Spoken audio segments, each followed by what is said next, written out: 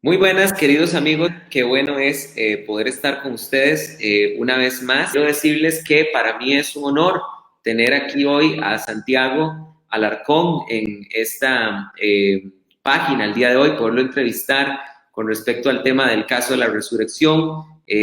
Para los que no lo conocen, ya casi le voy a dar la entrada. Santiago Alarcón es el fundador de Rincón Apologético, es una de las páginas de apologética en Latinoamérica que creo, si no me equivoco, de las que más seguidores tiene y es bastante activa, la cual los invito para que la puedan seguir. Y realmente he escuchado en muchísimas ocasiones a Santiago hablar sobre el tema de la resurrección. Lo he escuchado hablar con ateos también, agnósticos sobre este tema y lo defiende bastante bien. Y ustedes saben que estamos en esta página comprometidos con la evangelización también de Israel y me parece que es indispensable que podamos hoy hablar de este tema y por esa razón es que hoy le damos la bienvenida a mi amigo Santiago y realmente es un gran honor. Santiago, bienvenido a Teología Paulina. Bueno, gracias. A ver, el otro día te decía lo mismo, me resulta un poco extraño yo no ser el que está entrevistando. Así que bueno, esto es todo nuevo para mí. A ver, he sido entrevistado en varias oportunidades, pero es como que no me acostumbro, ¿no es cierto? Para mí, acá sos vos el entrevistado y en algún momento te voy a hacer una pregunta yo a vos, ¿entiendes? Qué bueno, de verdad es tenerte acá. Para entrar en materia, yo la vez pasada que intentamos empezar el programa, te había presentado, Santiago, algunas objeciones con Sí. respecto al tema de la resurrección de Cristo, que en realidad fueron 5, pero vos me solicitaste que las hiciera una por una. Entonces, para que sea más sistemático y para poder hacerlo más ordenado, voy a empezar con la primera. No, la primera situación que tenemos que reconocer los cristianos, que es un aspecto que mencionan los críticos del cristianismo, los judíos, los agnósticos, los escépticos, con respecto al tema de la resurrección de Cristo, es el hecho de que la mayoría de los testimonios que existen de la resurrección de Jesús se encuentran en el Nuevo Testamento. Quiero mencionar quizás, y tal vez que Santiago ha estudiado más este tema que yo, puede él corregirme, pero quisiera mencionar a mi juicio, o es quizás, o por lo menos es de los más importantes, testimonios extrabíblicos que hay de Jesús fuera de la Biblia. Dice Flavio Josefo en su obra Guerras de los Judíos lo siguiente, dice, por ese tiempo vivió un hombre sabio llamado Jesús y su conducta era buena y era sabido que era virtuoso. Muchos de entre los judíos y de las otras naciones se hicieron discípulos suyos. Pilato lo condenó a ser crucificado y a morir, pero los que habían venido a ser sus discípulos no abandonaron el discipulado. Informaron que se les había aparecido 3 días después de la crucifixión y que estaba vivo. Por ello, quizás fue el Mesías, acerca de quien los profetas han dicho maravillas. Y la tribu de los cristianos, así llamada por él, no ha desaparecido hasta el día de hoy. Es quizás, Santiago, uno de los testimonios extrabíblicos más importantes y Josefo no es que está asegurando la resurrección de Cristo, sino está asegurando que los seguidores de Jesús afirmaron que él había resucitado. ¿Qué podemos decir, Santiago, ante el hecho de que las fuentes de la resurrección fueron escritas por sus discípulos y podríamos perfectamente argumentar de que ellos tenían una predisposición emocional, psicológica, de hablar a favor del caso de la resurrección? ¿Qué podemos decir ante esa ausencia de material extrabíblico con respecto al tema de la resurrección? Bueno, ante todo, gracias. Este tema me encanta, me fascina en lo personal. Yo lo que le voy a decir a la gente es que voy a tratar de abordar el tema más allá de que soy una persona de fe, soy una persona cristiana, voy a tratar de abordar el tema lo más objetivamente posible porque me parece que es tomar el caso con seriedad, ¿no es cierto? Y también es tratar de ser lo más honesto intelectualmente con aquellos que quizás no son cristianos y a los que nosotros estamos tratando de llegar con estos argumentos, ¿no? Con estas ideas, con estas conclusiones. En primera instancia, decir algo que es sumamente importante. La imparcialidad en los documentos no es un criterio que en la historiografía se requiera para considerar de que una fuente es válida. ¿Se entiende? Lo vuelvo a repetir, la imparcialidad en un documento no es un criterio en donde que la historiografía demande para considerar de que tal fuente es una fuente veraz, que es una fuente confiable.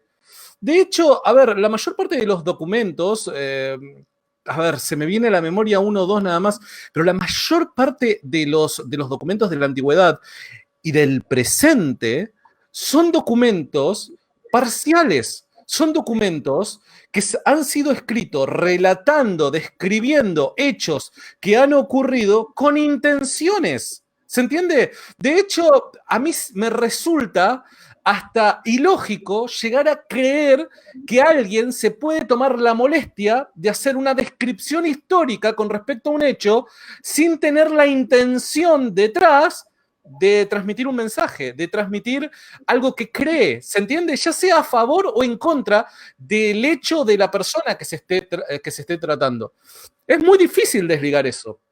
Pero en la antigüedad era mucho más fácil. En la antigüedad esto era algo que se daba. A ver, alguien que se tome el trabajo de describir biográficamente la vida de una persona, un determinado tiempo en la vida de una persona, o describir los eventos particulares, ejemplo, guerras, conquistas y demás, eran personas que se sabía de antemano que tenían la intención de comunicar ciertas ideas que consideraba esta persona importante.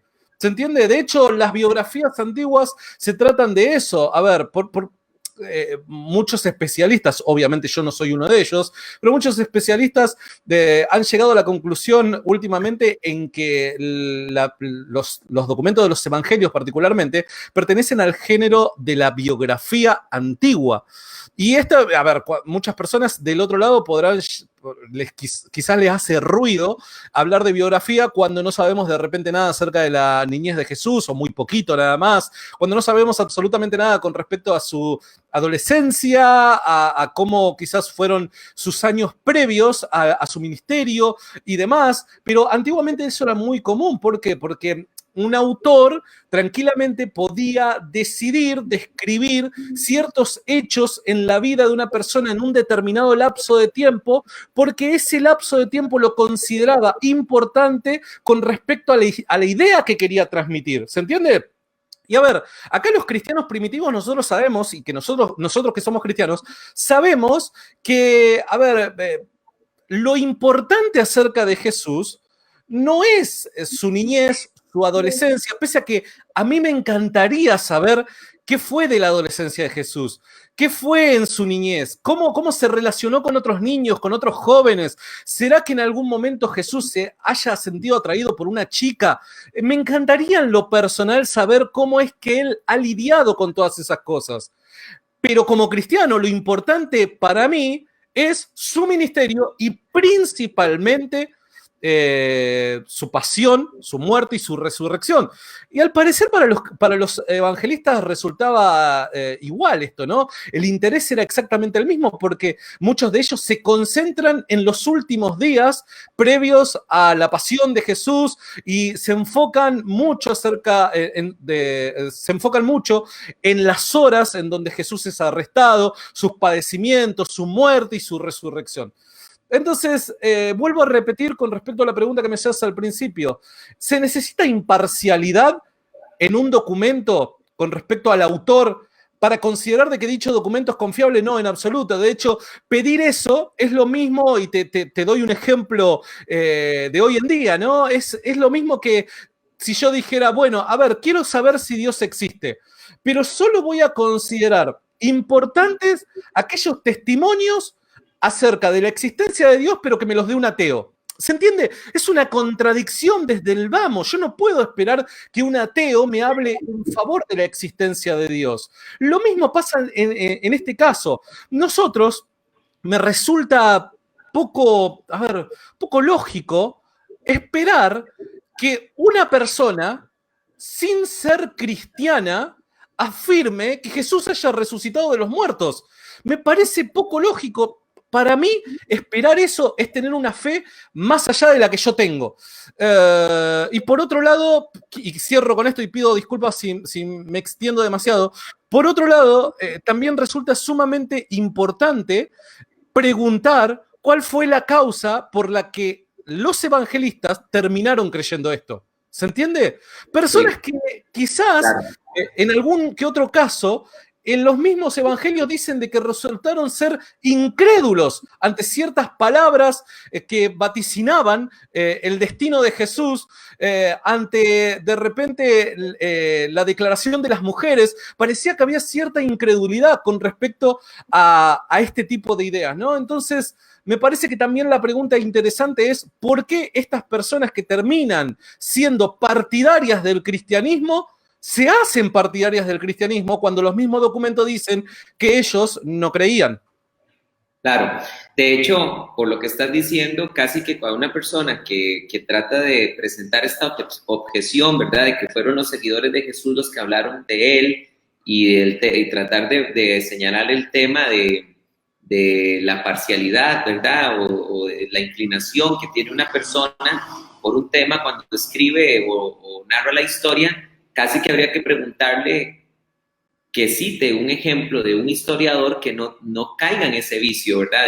Porque creo que todos, sin importar el que se estudie Josefo, Herodoto, cualquier historiador del mundo antiguo, tenía siempre un interés específico en algo. Es imposible narrar la historia como humanos sin tomar en cuenta esa parte. Obviamente, se trata de, hoy en día se supone que hay que tratar de ser lo más neutrales posibles, pero humanamente es imposible negar de que siempre va a haber un interés de parte del que narra la historia. Y otro ejemplo, y me parece que el ejemplo de que el hecho, digamos, es un poco vago el argumento de decir que los discípulos, ¿por qué los discípulos, los cristianos son los que se preocupan por hablar sobre Jesús?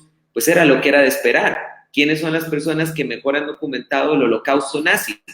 Totalmente. Los judíos. A pesar de que hay un movimiento, ¿verdad?, que existe, que ha tratado de decir que el holocausto nazi no ocurrió. No sé si has escuchado de que a estas alturas de la historia hay gente que sostiene que el holocausto nazi es un invento. ¿Quiénes han sido los que han refutado eso con mayor intensidad? Pues a los que les interesa, a los judíos, que fueron los que lo vivieron, ¿verdad? Totalmente, totalmente. De hecho, hay una idea que, a ver, muchos de nosotros en algún momento hemos abrazado tal idea, que es la historia la escriben aquellos que resultaron ser vencedores, ¿no? Y esta idea, pese a que no es aplicable en todos los casos que conocemos históricos, esta idea tiene algo de verdad, ¿no? Porque la mayor parte de la historia antigua que llega a nosotros fue escrita por gente partidaria, gente que ha resultado victoriosa y por eso se ha conocido su historia. Tenemos algunos ¿cómo decirlo? Algunas excepciones a la regla, de ejemplo, Tucídides, Genofonte, o sea, tenemos excepciones a la regla, pero por lo general son los partidarios los que escriben la historia. Entonces, si eso no es un problema, porque si ese fuese el problema para conocer la historia, nosotros no sabríamos. El 90% de la historia antigua quedaría vagando ahí y nosotros tendríamos que rendirnos a una especie de agnosticismo con respecto a lo ocurrido en el pasado, porque claramente la vara la estamos poniendo tan alta que ningún historiador ni ninguna fuente histórica podría llegar a cumplir esos requisitos. Pero me parece que tenemos que, en la objetividad nosotros tenemos que tratar de aplicar las mismas reglas a todo tipo de documento, a todo tipo de caso, y si aplicamos las mismas reglas al caso de los evangelios, me parece que los evangelios salen victoriosos. Claro, porque exacto, es lo que vos estás diciendo, o sea, no se vale solo exigirle esto al cristianismo, porque entonces habría que exigírselo a toda la historia secular. Lo mismo ocurre, por ejemplo, como cuando se habla del tema de qué tanta certeza tenemos de que los manuscritos del Nuevo Testamento se preservaron tal como se escribieron. Y bueno, queremos exigirle al cristianismo algo que ni siquiera a la historia secular se lo exigimos. El cristianismo supera en una cantidad abismal la cantidad de manuscritos que tenemos. Y no, si se lo aplicáramos a otros documentos de la historia romana, griega, no llegaría ni a la mitad de los testimonios. Entonces debemos ser parejos, ¿verdad? Aplicar un estándar que debe de superar cualquier persona que quiera hacer de historia, sin importar del tipo de historia que quiera hacer. Ahora, te hago una pregunta antes de cambiar a la segunda objeción. Ya hemos definido entonces de que no hay problema de que se hayan sido los cristianos los que se preocuparon por narrar la resurrección de Cristo y su pasión, pero la pregunta que quiero hacerte es, ¿cuáles podrían ser,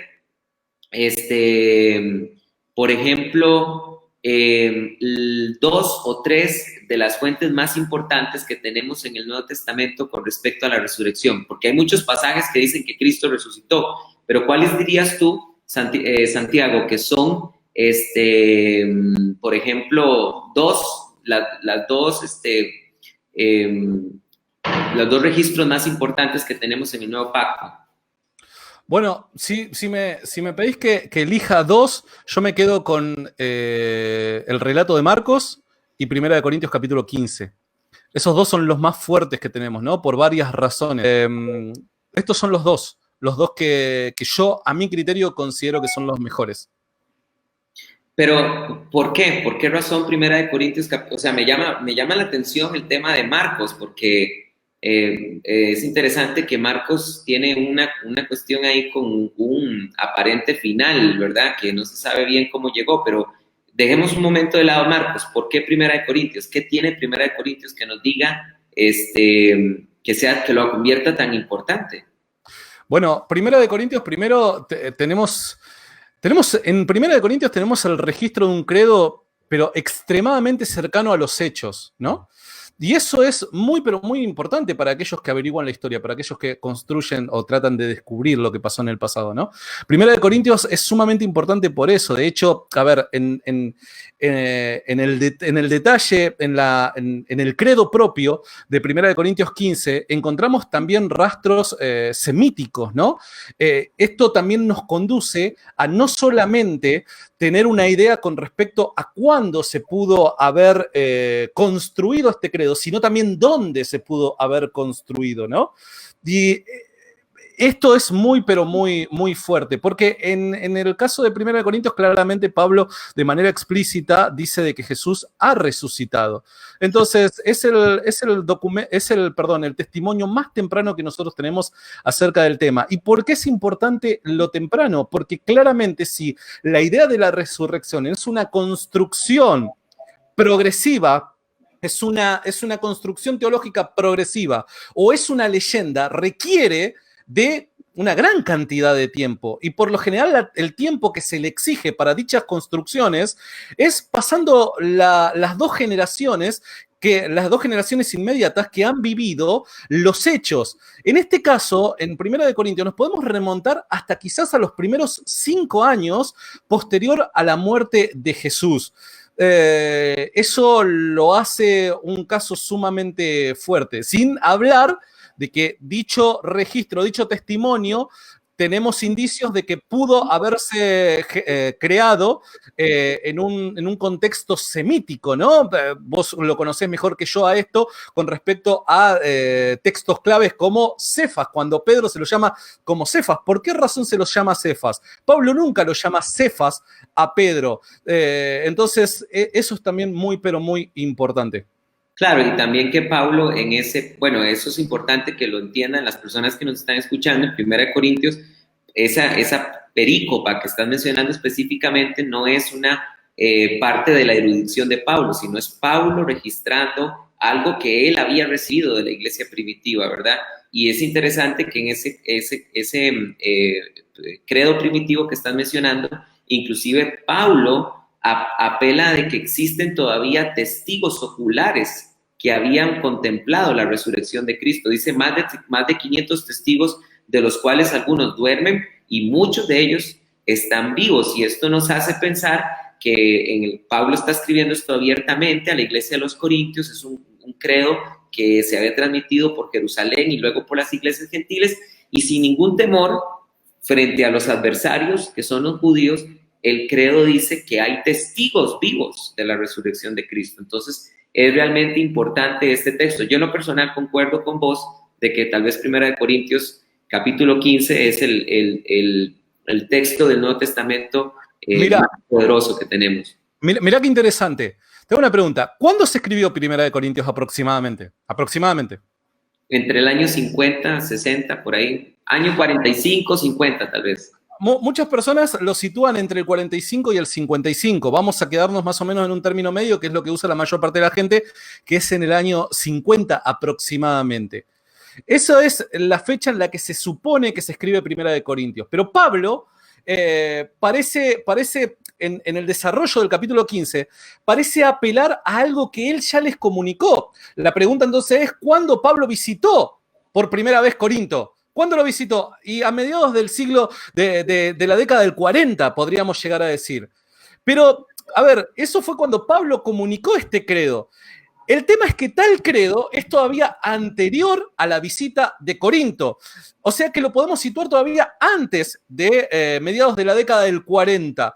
No solamente eso, sino que es anterior al propio Pablo.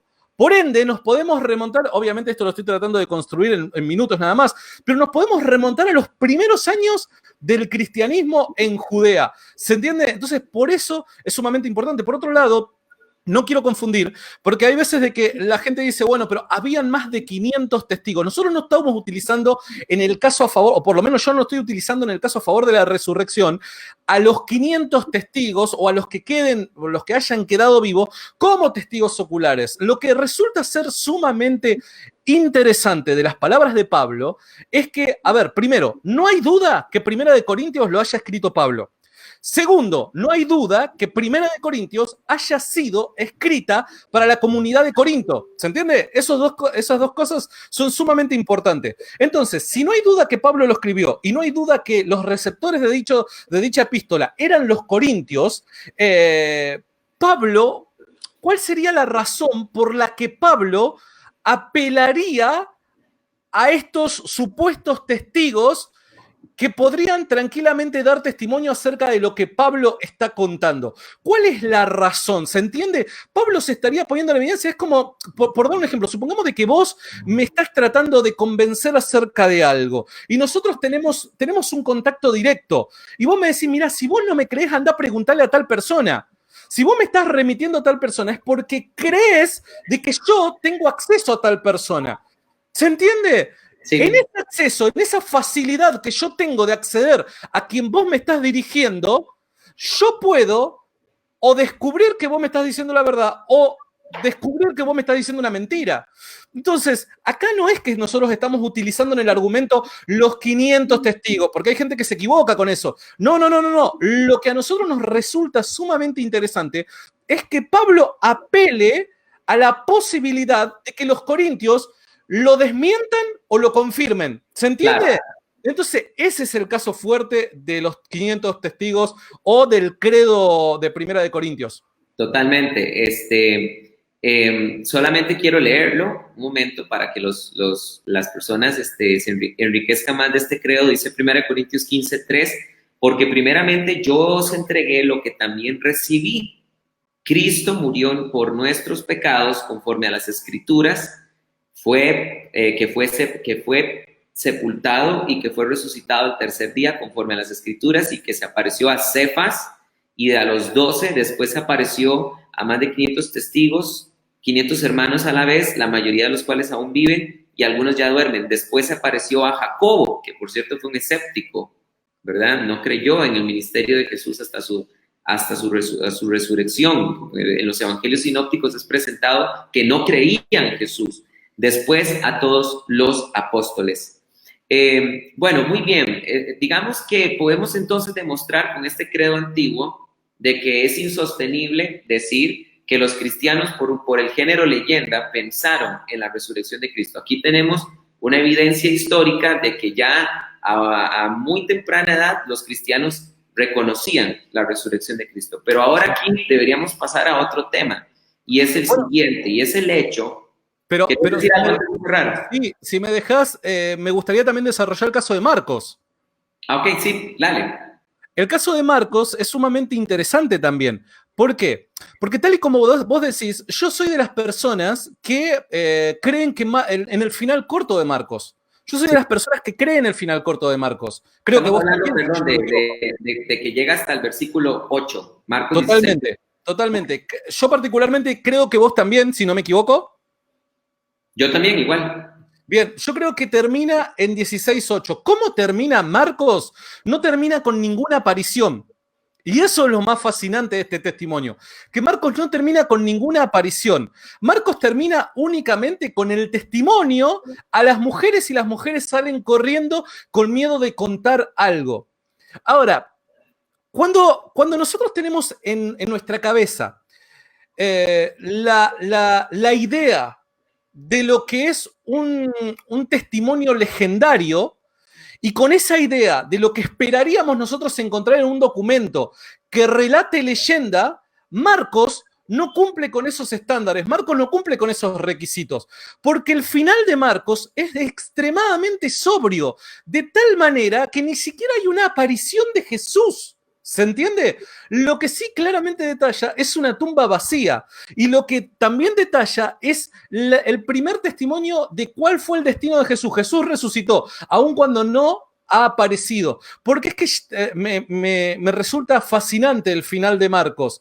Porque el escéptico no tiene forma de decir que el final de Marcos está adornado, que está embellecido ni siquiera con presupuestos teológicos. Jesús no se aparece acá diciendo, tal y como lo dice Mateo, el final de Mateo, ¿qué es lo que dice? Todo poder me es dado y demás, ¿no es cierto? Parece eso ser el desarrollo de una creencia cristiana primitiva, la construcción teológica con respecto a lo que los primeros cristianos creían acerca de Jesús. Pero Marcos evita eso.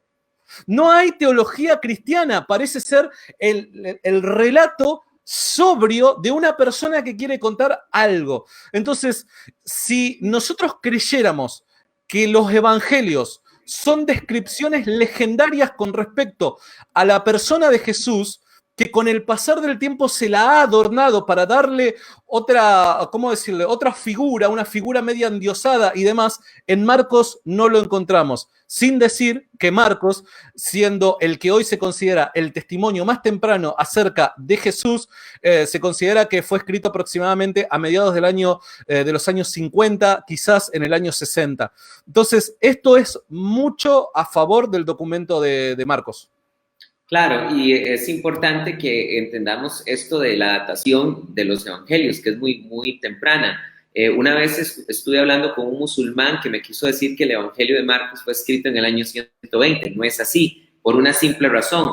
Sabemos que Lucas es una sola obra con Hechos de los Apóstoles, y Hechos de los Apóstoles no narra la muerte de Pablo, la muerte de Pedro, que ocurrieron en el año 68, no narra la destrucción del templo en el año 70. Entonces, por lo que estás vos hablando de que no tenemos ningún problema en reconocer esto, de que los evangelios fueron reconstruyendo teológicamente más el tema, vemos que Mateo agrega más, Lucas todavía agrega más información de los discípulos de Maús y todas estas cosas. Lo interesante es que los evangelios, si Hechos, ni siquiera Hechos fue escrito en el año 68, tuvo que haber sido escrito antes, muchísimo antes tuvieron que haber sido escritos los evangelios, sobre todo el de Marcos.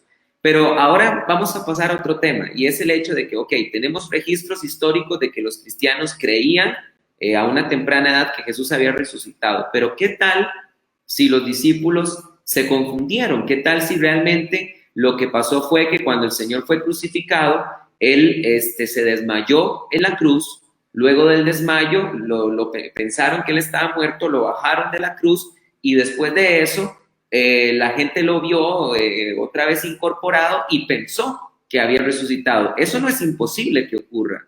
No es imposible que una persona sobreviva a una crucifixión. Quiero citar lo que dice Flavio Josefo en su historia La Vida, donde él habla de su propia vida. Dice así Flavio Josefo, abro comillas, dice: cuando Tito César me envió con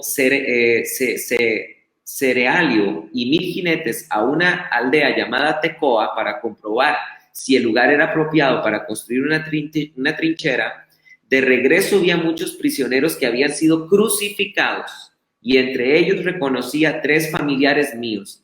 Sentí un gran dolor y acercándome a Tito le hablé de ello llorando. Inmediatamente ordenó que los descolgasen y les dieran toda clase de cuidados. 2 murieron mientras los curaban, pero el tercero sobrevivió. Entonces aquí tenemos un registro histórico de que una persona sobrevivió a una crucifixión. Entonces, ¿por qué no pudo haber pasado esto con Jesucristo? Bueno, me parece de que ese texto es maravilloso para tratar el tema, ¿no? Primero, a ver, previamente a esto, a ver, yo tengo muy poco, pero casi nulo conocimiento de medicina, por ende tuve que anotar, sí, previamente algunas cosas, por eso esto lo voy a leer, pero es sumamente llamativo esto. Primero, ubiquémonos en contexto. Jesús aproximadamente desde el momento de su arresto hasta su muerte pasó, hay personas que difieren, pero un poco más, un poco menos, unas 18, entre 15 y 18 horas de padecimientos. Desde el momento en el que es arrestado hasta el momento en el que Jesús muere. Vuelvo a repetir, puede haber una pequeña variación, pero no mucho más que eso. Jesús sufrió de hematidrosis, que es ansiedad severa. ¿Esto cómo lo vemos? Bueno, recuerden en el huerto de Getsemaní, cuando Jesús está orando, que parece sudar sangre. Bueno, esto es un claro caso de hematidrosis, ¿no es cierto? Y eso produce debilidad en la piel. Esto es sumamente importante. La hematidrosis produce debilidad en la piel. ¿Por qué digo que es importante? Porque posterior a eso, cuando es arrestado, Jesús es golpeado por los soldados. Además, es azotado Jesús, no solamente con los azotes comunes, que eran los que todos conocemos, ¿no es cierto? Lo de cuero, sino también con otro tipo de azotes que contenían en sus puntas. Aquellos que vieron quizás la película La Pasión de Cristo podrán acordarse, aquellos azotes que tenían varias puntas, tenían pelotitas de acero, ¿no es cierto? Tenían pedazos de huesos afilados y demás. Y tal y como lo describe esa famosa película La Pasión de Cristo, estos azotes tenían como objetivo desgarrar el músculo, desgarrar la piel y arrancarte, ¿cómo podríamos decir?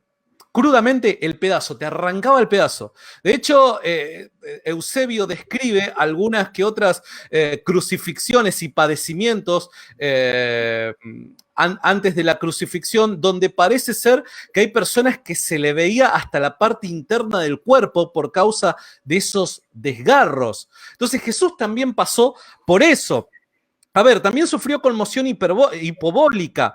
¿Esto qué produce? Produce taquicardia. El corazón bombea sangre que ya no existe. Recuerden, Jesús después de haber padecido esto, de que es los azotes y el tipo de azotes que sufrió, obviamente hubo una gran pérdida de sangre. ¿Esto qué produce la gran pérdida de sangre? Que el corazón se acelere porque hay sangre que está faltando en el cuerpo y necesita llenarse el cuerpo de sangre.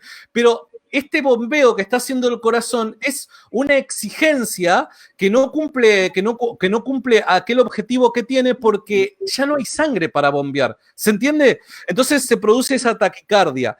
Recordemos también que Jesús carga un madero de aproximadamente 75 kilos. Lo clavaron a Jesús con clavos de entre 15 a 18 centímetros de largo, lo que le produjo particularmente el lugar en donde fue clavado. Es un dolor indescriptible. Hay personas que comparan esto, yo no sé si a vos te pasó alguna vez, José, pero viste cuando te pegás en el codo, viste que hay una parte particular que te duele, aunque sea el golpe más sencillo, te duele, o en el talón, viste que hay partecitas que te pegás en el hueso y te duele terriblemente. Bueno, la famosa viuda. ¿Cómo? La famosa viuda. No lo conozco con ese nombre, pero bueno, ese dolor. En Costa Rica decimos la viuda. Mirá, ese dolor insoportable, imagínate tenerlo por las horas en las que Jesús fue clavado en la cruz. Pero es indescriptible, tal dolor. Además de esto, había un padecimiento que era clave en la resurrección, que era el tratar de respirar. Recuerden de que, a ver, Jesús fue clavado, obviamente por la cámara no se me llega a ver, con los brazos extendidos, ¿no es cierto? Y todo el tórax y el peso del cuerpo, un cuerpo ya fatigado, ya sin fuerzas y demás, cae. ¿Qué es lo que hace esto? El tórax presiona los pulmones de tal manera que no puede respirar bien. Para evitar la asfixia, lo que Jesús tiene que hacer es sostenerse tanto en los clavos que fue traspasado en sus muñecas, como también en los que fue traspasado en sus tobillos, recuperar la posición, inhalar y poder aguantar alguna que otra hora más de vida. Imagínense ese suplicio. No solamente eso. A ver, claramente Jesús muere por un paro cardíaco, pero además de eso, nosotros conocemos el relato de Juan, donde para ver a ver si verdaderamente Jesús estaba muerto, claro, llamaba mucho la atención de que en tan pocas horas esta persona estuviera muerta, porque una de los grandes sufrimientos de la cruz es que días podían estar padeciendo ese tormento, ¿no es cierto? Pero en unas pocas horas Jesús muere. Ya, dada la descripción que acabo de hacer, claramente sabemos por qué muere. Pero ¿qué es lo que hacen los soldados para corroborar de que él esté muerto? Lo traspasan con una lanza. A ver, dicho esto, siendo consciente de los sufrimientos que Jesús padeció antes de la crucifixión y durante la crucifixión, vamos a compararlo con el caso que acaba de presentar José. Mira qué interesante. Tengo una pregunta, José. ¿Vos creés que los mismos padecimientos que pasó Jesús previo a su crucifixión pasaron los amigos de Josefo? Bueno, no.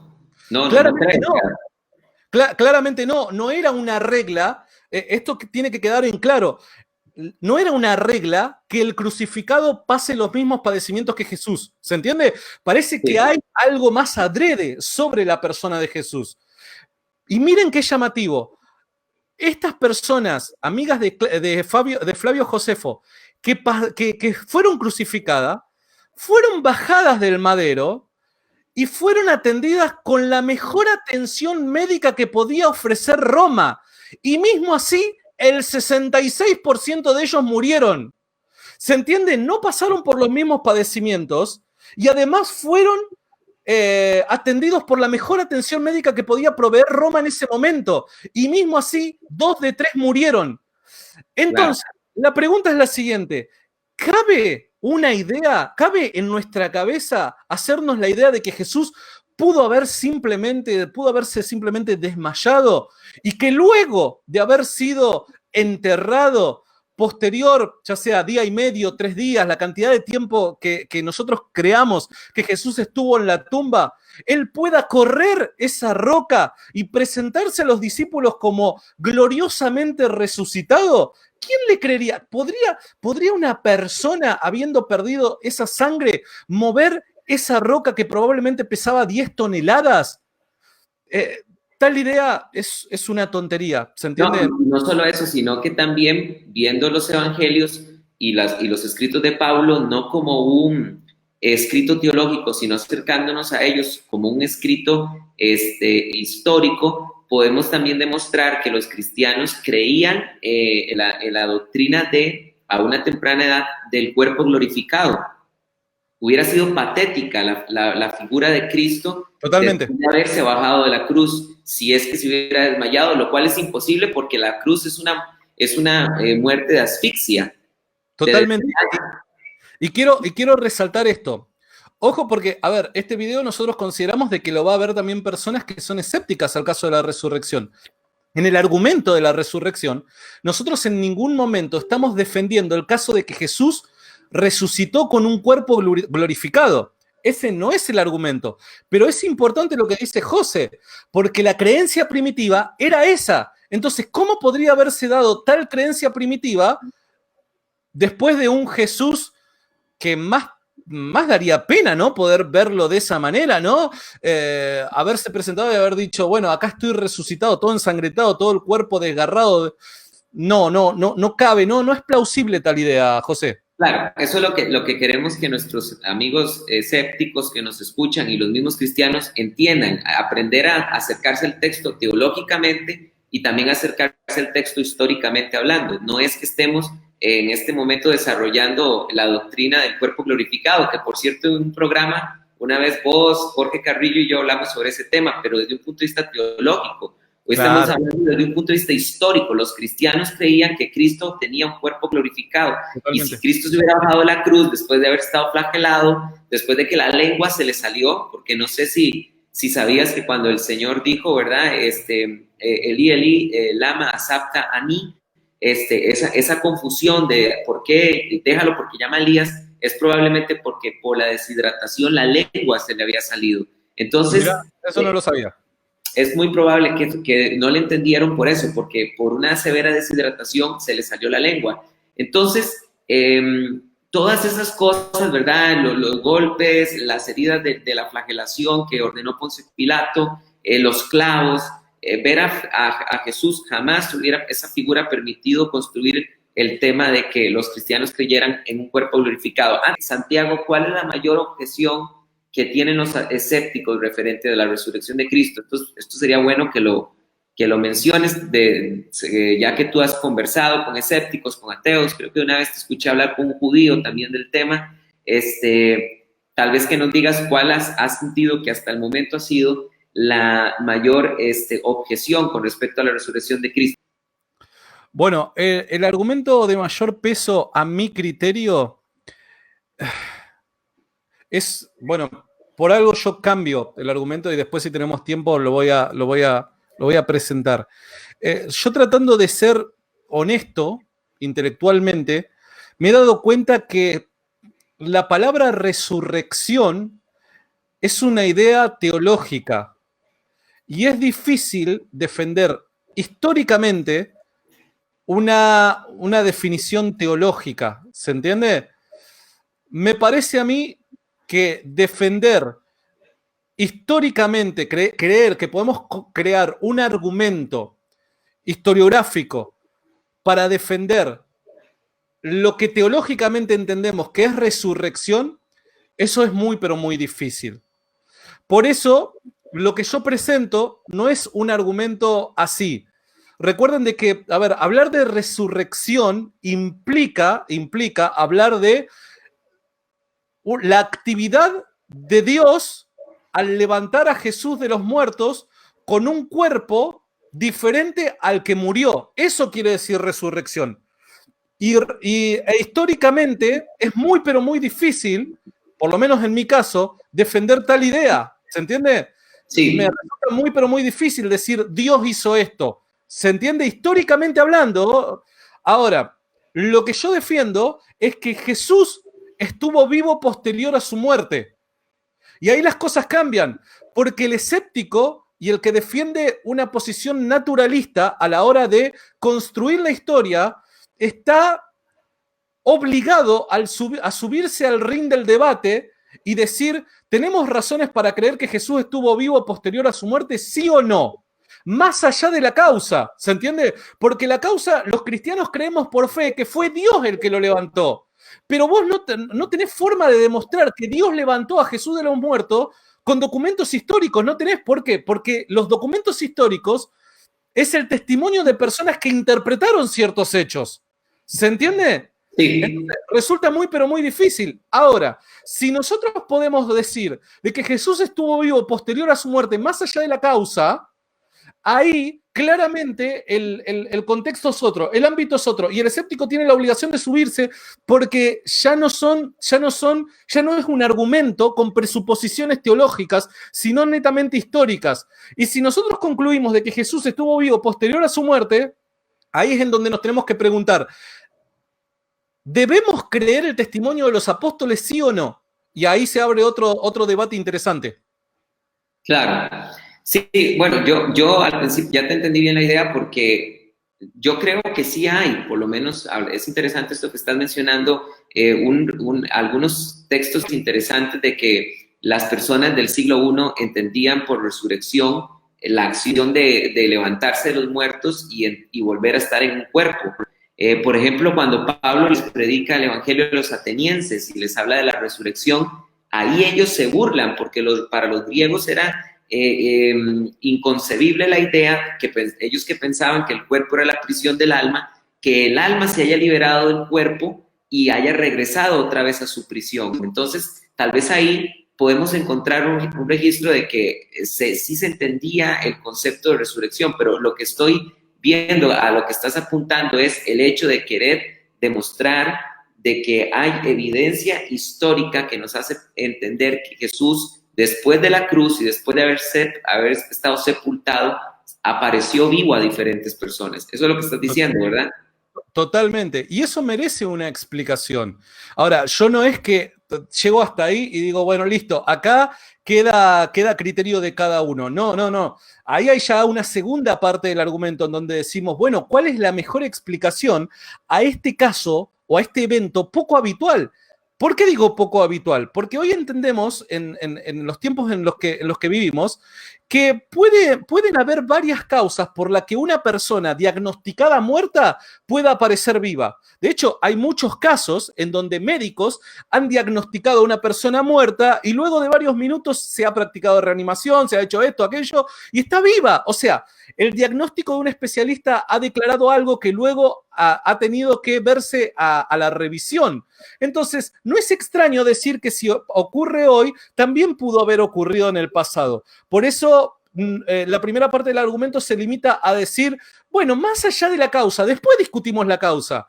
Pero ahora, ¿podemos llegar a pensar de que Jesús estuvo vivo posterior a su muerte o no? ¿Hay evidencia? ¿Tenemos las suficientes fuentes para creer tal idea? ¿Sí o no? Y ahí es donde tenemos que discutir. Si llegamos a la conclusión de que sí, bueno, ahí ya damos el puntapié inicial para un segundo argumento o para una segunda parte de la discusión. ¿Cuál es esa causa? ¿Cuál es la mejor explicación a esto? Y obviamente ahí entra el factor Dios en el caso, ¿no?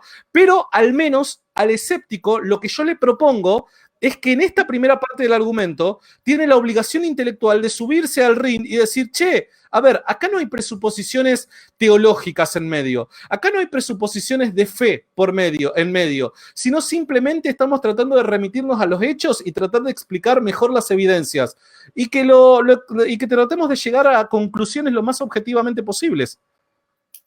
Claro, ahora, muy bueno el argumento, pero quisiera también decir otra cosa más.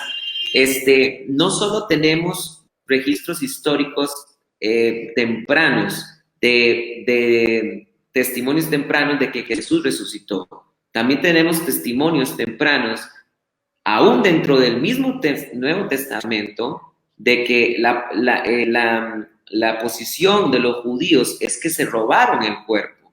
Sí. Porque, por ejemplo, en Mateo capítulo 28, versículo 11 en adelante dice, y mientras ellos iban, he aquí algunos de la guardia fueron a la ciudad e informaron a los principales sacerdotes todo lo que sucedió. Y después de reunirse con los ancianos y tomar consejo, les dieron muchas piezas de plata a los soldados y les dijeron, decid, sus discípulos vinieron de noche y robaron mientras nosotros dormíamos, y esto llegó a oídos del procurador, nosotros los persuadiremos y os libraremos de las preocupaciones.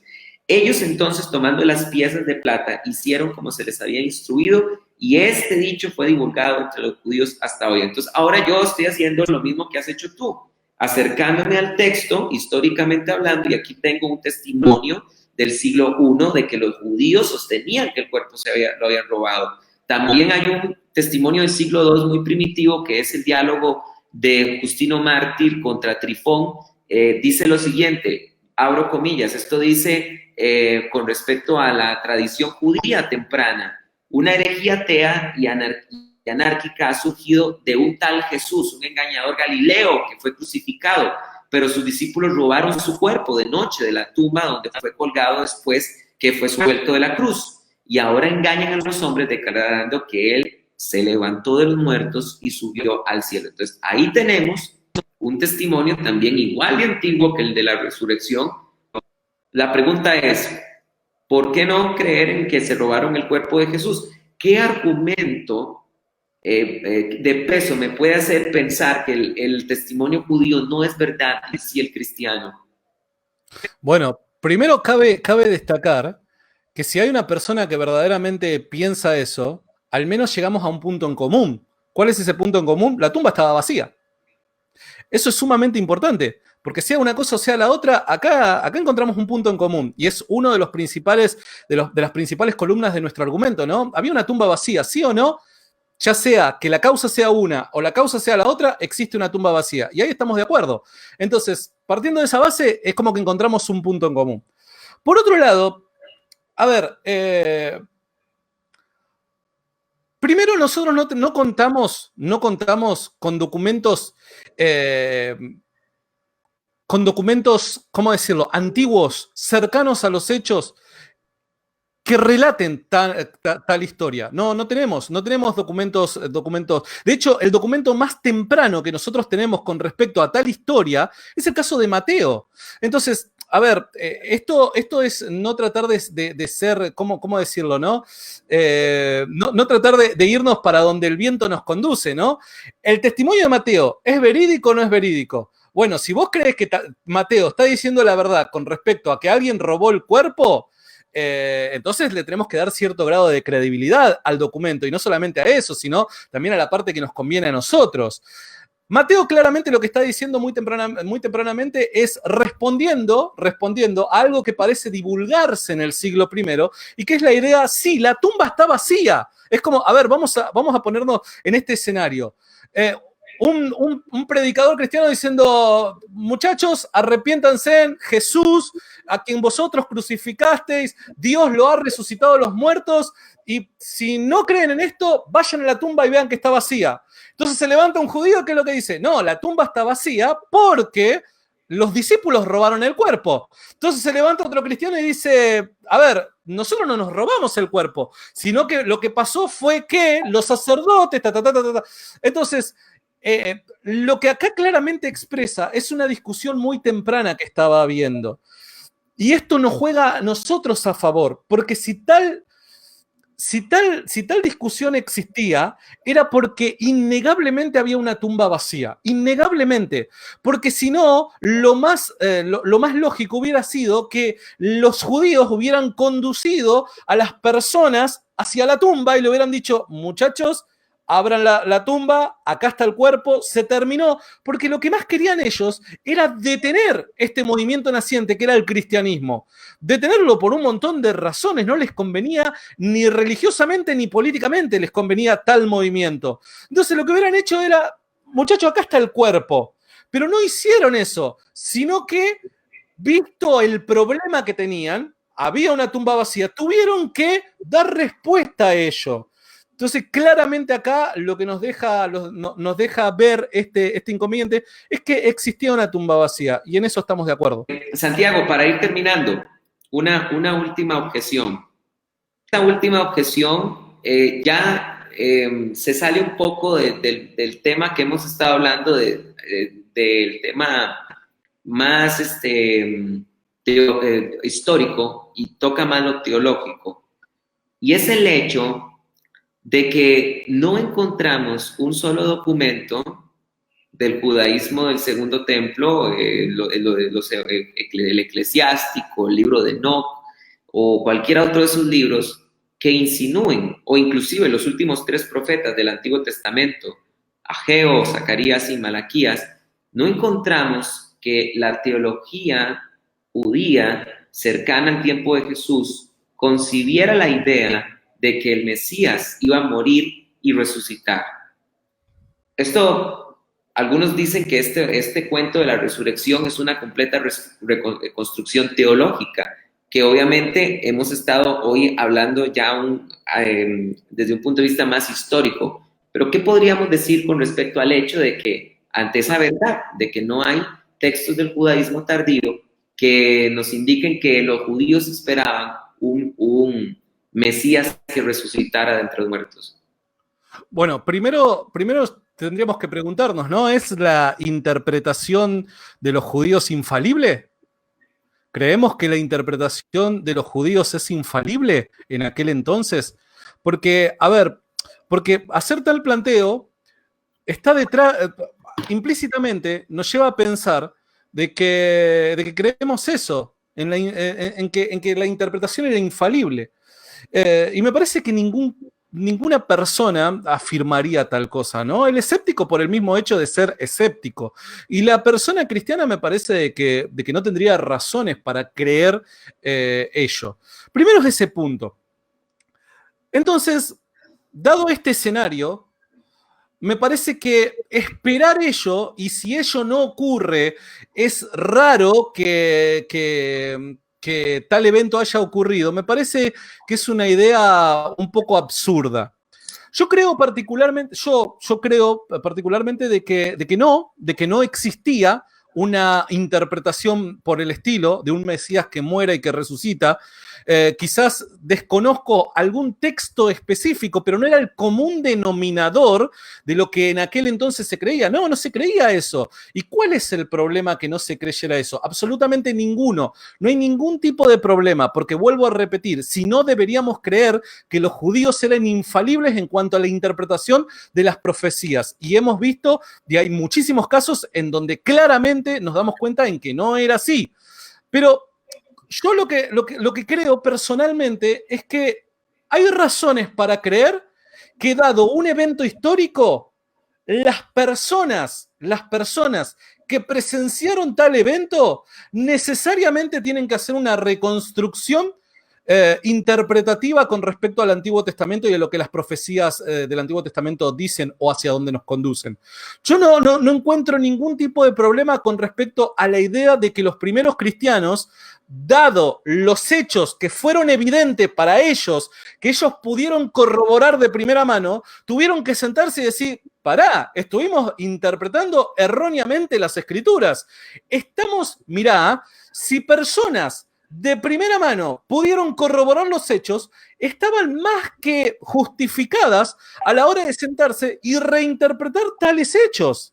¿Se entiende? Estaban más que justificados, porque si la resurrección ocurrió, si Jesús después de estar vivo, después de estar muerto, aparece vivo y aparece encima, y acá apelo a la idea de un cuerpo glorificado, si aparece, ¿no es cierto?, encima con un cuerpo glorificado, esas personas que lo presenciaron, me parece a mí que no les cabría ninguna duda de que Dios estuvo en medio en tal hecho. Y si Dios estuvo en medio en tal hecho, me parece lógico pensar de que esas personas hayan meditado y hayan dicho, che, a ver, lo que creíamos del Mesías claramente no era la verdad, no era la mejor interpretación. De hecho, a ver, vayamos a la historia. La idea mayoritaria era una idea de un Mesías tipo una especie de rey, una especie de imagen davídica, ¿no es cierto? En aquel entonces, o lo que la mayoría de los judíos un caudillo de guerra también esperaban, era una especie de caudillo, alguien que los libere del yugo de Roma. ¿Se entiende? Entonces, ya desde el vamos, los cristianos tenían un conflicto con respecto a esa interpretación, ¿no? Me parece a mí que está más que justificada la reinterpretación de las profecías, si es que aquellos que pudieron corroborar de manera directa los hechos, les resultó evidente que esta persona sobrenaturalmente viviera. Me parece que está más que justificado. Claro. Me quedo con agregar a esto que entonces, para reforzar un poco lo que hizo Santiago, estoy totalmente de acuerdo con él, el hecho de que es totalmente entonces justificado que, por ejemplo, Pedro y Pablo en Hechos de los Apóstoles hayan interpretado el Salmo 16 como un salmo que habla de la muerte y la resurrección del Mesías. Lo quiero leer. Dice, porque no dejarás mi alma en el Seol, ni permitirás que tu santo vea corrupción, me mostrarás la senda de la vida y en tu presencia hay plenitud de gozo, delicias a tu diestra para siempre. Cuando vemos Hechos de los Apóstoles, encontramos que Pedro le enseña a los judíos de que él reinterpreta el texto a la luz de los acontecimientos históricos y les dice, varones israelitas, ciertamente el rey David murió y aquí está con nosotros su tumba, pero su cuerpo vio corrupción, su cuerpo se descompuso, entonces no podía estar hablando este salmo acerca del mismo David que lo escribió, sino acerca del Mesías. Quisiera agregar, bueno, este es un pasaje, por ejemplo, que los apóstoles reinterpretaron, es un buen ejemplo. Pero yo quisiera agregar que este argumento, que lo utilizan en su mayoría los judíos, no es válido porque también los judíos han reinterpretado su idea del Mesías con respecto a los acontecimientos históricos que han ocurrido a su nación. Por ejemplo, esto de verdad que quiero invitarlos, si pueden estar escuchando la enseñanza que di ayer de por qué los judíos no creen en Jesús. Les digo rápidamente que los judíos, el judaísmo moderno está prácticamente modelado o esculpido por el pensamiento de dos grandes rabinos, que es Rabí Akiva y Rambam. Y Rambam, que fue un judío medieval, escucha lo que dice Santiago acerca del Mesías. Dice, en el tiempo del futuro, el rey Mashiach se levantará y renovará la dinastía del rey David, restaurando su soberanía inicial. Y mira lo que dice aquí. Él reconstruirá el Beit Hamikdash, es decir, el templo, el tercer templo. Cuando él menciona el Beit Hamikdash, es el tercer templo. Entonces, vemos acá que los pasajes que hablan, por ejemplo, en el Antiguo Testamento del templo y que pondré mi tabernáculo entre vosotros y todo esto, ahora los judíos lo están reinterpretando según su realidad histórica, y es que están pensando que su Mesías les va a reconstruir el tercer templo. Entonces no nos pueden acusar a nosotros los cristianos de haber redefinido, de haber reinterpretado algunos pasajes, porque ellos mismos lo hacen con su propio Mesías que ellos esperan.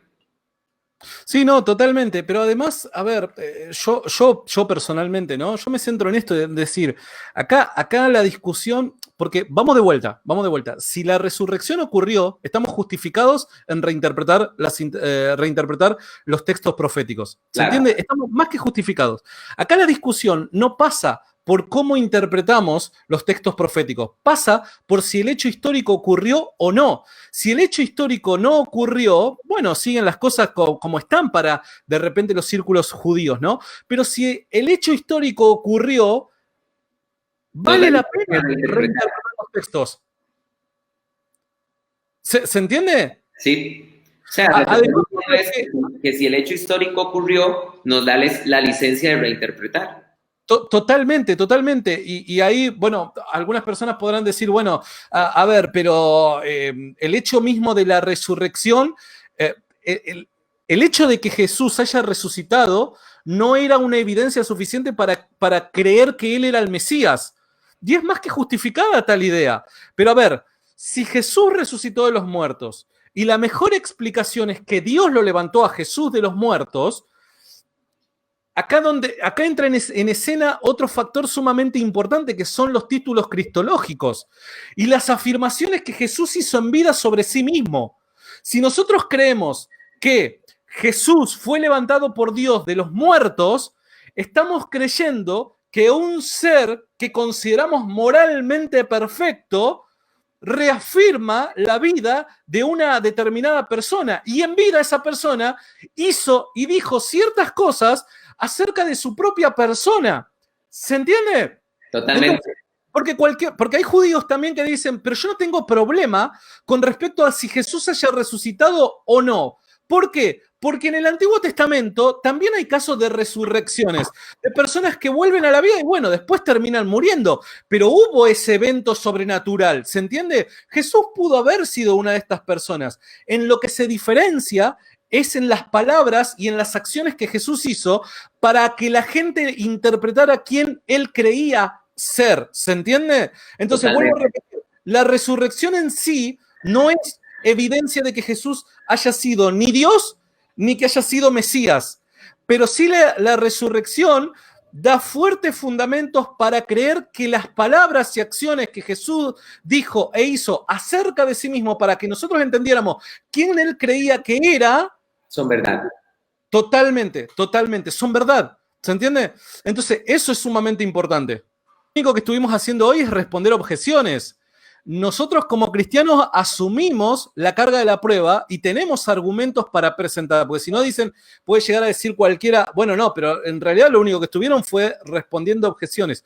No, también hay argumentos en favor de tales ideas, ¿se entiende? Pero obviamente por cuestiones de tiempo no lo podemos tratar, pero no es que esquivamos la carga de la prueba, para nada. Sí, de hecho, tienes tanta razón que para terminar le voy a cambiar el título a la enseñanza, porque tienes toda la razón. Debería llamarse, lo acabo de cambiar, creo, vamos a ver si sale. Debería llamarse la entrevista Objeciones de la Resurrección, realmente, más que Evidencias de la Resurrección. Gracias por ese dato, que realmente tenés bastante razón en lo que estás diciendo. Santiago, ha sido para mí un honor tenerte acá. No, bueno, no es mío. En Teología Paulina. Gracias a los amigos que nos han escuchado hoy. Santiago, no tengo más que agradecerte tu tiempo, tu pasión por hablar sobre este tema y dejarte la puerta abierta para que cuando quieras puedas venir otra vez a estar con nosotros en Teología Paulina. Te agradezco mucho, gracias, es un honor para mí, sinceramente, que hayas pensado en mí para tratar este tema. Y nada, estamos a servicio de ustedes. Les mando un saludo también grande a toda la gente que nos está viendo. Gracias a todas las personas que nos escucharon el día de hoy. Gracias, Santiago, y que tengan una bonita noche y mucha paz. Que Dios les bendiga.